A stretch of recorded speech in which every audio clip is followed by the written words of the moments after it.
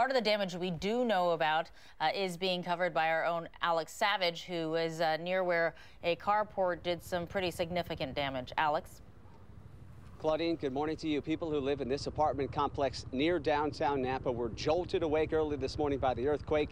They came outside and they watched these carports come crashing down. A pretty dramatic scene you can see here behind us.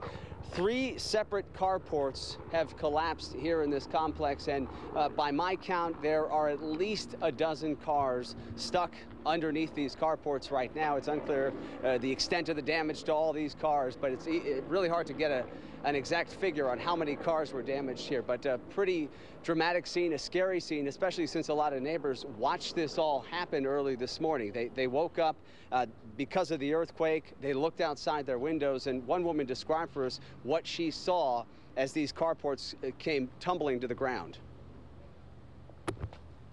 The earthquake had just stopped, and I just saw the whole roof of the carport just collapse, and it was loud.